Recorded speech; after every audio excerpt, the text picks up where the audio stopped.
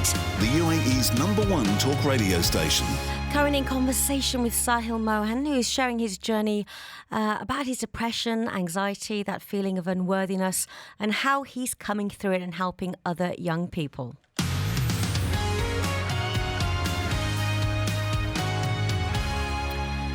So Sahil, did you go to the doctor and get this diagnosed? And if so, what did they say? I did not go while I was dealing with it. I kind of went after the problem was fixed. How did you fix the problem, Sahil? So, I was going through a time when I was having a lot of anxiety attacks, and, I would be kind of hanging out with my friends one moment, next moment I'm in the bathroom just having a panic attack in Mall of Emirates. So Wow. there came a time in my university experience where I had a huge fight with my friend, and I kind of realized that, like, I had this moment where I was like, what is this life that I'm creating for myself? And at that time, my mum, who is like my best friend and has helped me so much through everything, she basically was doing a 21-day meditation course, and she introduced it to me, and she's like, you know what? You're at the lowest point you could ever be in your life. There's no going down from here. You've, not done your exams. Just try this meditation course. And I tried it, and for the first 6 or 7 days, didn't do anything for me. But by the 7th day, I was like, it was life-changing. I felt like I had these dark clouds just always on me, and I felt like, life was just the way it was, and there's nothing I could do about it. But meditation kind of taught me the power of your mind. It taught me that there is a mind, and I didn't even know there was a difference between your mind and your brain and your soul. And meditation, taught me that. And yeah, I started meditation and journaling, and those two things basically changed everything for me. Yeah. But I'm really trying to figure out, I know sometimes with depression, it can be a chemical imbalance. Do you think it was that? Or do you think younger people today have a whole set of pressures? And where is that pressure coming from? Do you know? Okay, I love talking about this. This is where psychology comes in. So, in psychology, we say we have this term called epigenetics, which is basically your parents might have anxiety, they may have depression, and that could be passed to you genetically, and you have this genetic predisposition. However, it's always something in the environment that triggers it. Love that. Always, Okay. always. So what was it in the environment that triggered it for you, do you think? I mean, there were little bits, like you were saying, your best friend and your ex. Yeah. What else? I mean, it must have been something else. Were there people around you? I know you said your weight. Yeah. That was an issue. Was there something else growing up where people said you were not good enough or you didn't feel good enough? What was it? Always. Like, that experience that I told you about with the guy, it's horrible, but I had so many of those experiences. I'd be at parties and people would make fun of me, like, when I'm dancing, and people would make fun of me because of the way I talk, and, Were you hanging out with nice people? This is what I'm trying to question right now.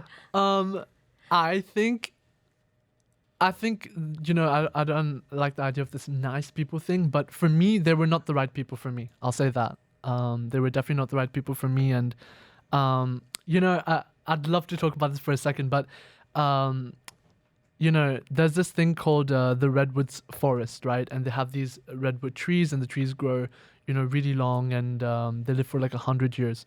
What makes these trees special is that usually the roots of trees go down, but the roots in redwood trees, they tangle up with each other.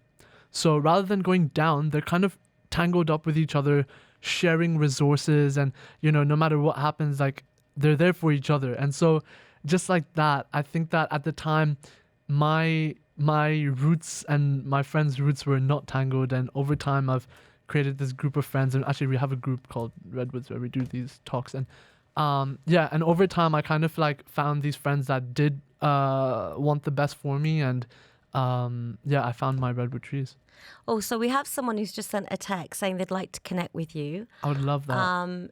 Says, I'm a neurodivergent myself, and what your guest is talking about resonates with me. And I have a master's in psychology and worked with children and families. That's beautiful. And we will share the details. Where can we find you online, by the way? Okay, so not to plug myself, but I have an Instagram called finding_lighthouses. And you could just type Finding Lighthouses and you'll find it. And I post content on mental health and stuff like that. So Okay, great. Yeah. And we will reply to you as well, to that text. If anybody wants this information, we can give that to you. I want to just talk to you about social media. Do you and your friends feel a pressure from that? yeah, for sure. Tell me more. I mean, on social media, you see these people having these wonderful lives, and everyone posts the great part of life. And, you know, you see all these people with six packs and, you know, stuff. Don't worry, I see ladies looking beautiful too. It's the same thing. I'm glad you boys feel that competitiveness. 100%. But you're young and you can feel it. And I am grateful that I never grew up with Instagram because I know what life was like before it. Yeah. And I feel sorry for you kids because you actually kind of don't know what life was like before technology. No. So I can feel the pressure. And I can't even imagine what it's like for you going through puberty and your 20s and, you know. Yeah. Do you yeah. feel that there's other people in your circle, in your school, at your university who are struggling with mental health too? Yeah, I think everyone... See, mental health, anxiety and depression, yes, people have anxiety, yes, people have depression, but with mental health, I've realized that it's a spectrum. And, you know, no matter who you are, no matter what you've been through, everyone feels depressed sometimes. Everyone feels anxiety So here's sometimes. the thing. I know what depression is like, but I remember when I was younger, I never called it mental health. I called it, I'm just sad for a day or two. And then I Yeah. got over it. Yeah. So I don't know. Do you feel that some people are using the word wrong in a wrong term and they're just sad? I think everyone has their unique experiences in life. For me personally, I used to say I have something. Now I say I feel something. And I Good. feel like that makes a big difference because when you have something, you hold it close to you. Yeah. When you feel something, it's kind of just up in the air. That's very good. And what was it like for you as a guy navigating through this? Because as women, we're very open and we talk. Were you able to talk to your male friends about this? No, they did not really understand what I was going through. However, yeah, men definitely need to, as a man, step up their game and, you know, talk more about mental health. Even people I collaborate with, even people I meet in the mental health industry, it's mainly just women and females that care about this. And although, you know, it's becoming a bigger thing and it's becoming more, guys don't like talking about emotions and mental health, the words. They love talking about mental health and motivation and aspiration and success. But just the word mental health and, you know, emotions kind of pushes them away. Well, I hope that you're setting the stage for other young men to come and talk. Any tips for anyone struggling with this the same way you did? Yeah, so I just want to really quickly talk about the study, right, that they did where there are these scientists that were planting trees and flowers in something called a biosphere, which is essentially this big glass structure. And, you know, they gave sunlight, they gave water and nutrient-dense soil to these plants. But the plants would grow halfway and then they'd just die or they'd just fall. And after like tons of research and wondering why this happens, they realized that the reason why it happens is because they don't have air, right? And, you know, you see plants as these still things, but wind and air, although irritating and, you know, although it compromises the life of a plant, helps the plant grow stronger roots and helps the plant become, grow stronger roots, grow denser roots, grow thicker roots, and therefore helps the plant grow. Now, we learn so much from nature, but in life, it's literally the exact same thing. We have wind, which is tests and difficulties that come into our life.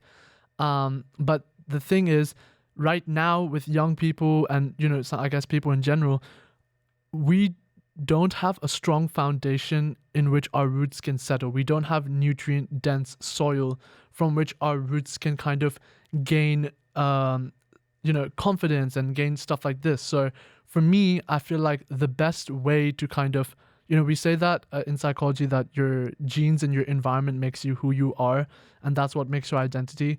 But I don't think your past events make you who you are. I think that your current habits, your present habits, that's what makes you who you are. So if you are struggling with anxiety, if you're struggling with depression, you know, creating those nutrient-dense, having that nutrient-dense soil, which is basically having good friends, serving, meeting a therapist, meditating, journaling, doing all these different habits and activities, that's what helps you kind of deal with the tests and difficulties, which is the wind, better in your life. And I think that I think that that's what kids need right now. I think that they need someone to kind of talk to them about mental health, spirituality, and I have so many groups that do that. So people can contact you. Just remind everybody again if they want to contact you. Yeah, so if you guys want to contact me, you can contact me on Finding Lighthouses. No matter what age you are, whether you're young, whether you're the age of 11 to 15, there's a whole group that I'm with called the Junior Youth Program, and we talk about mental health and,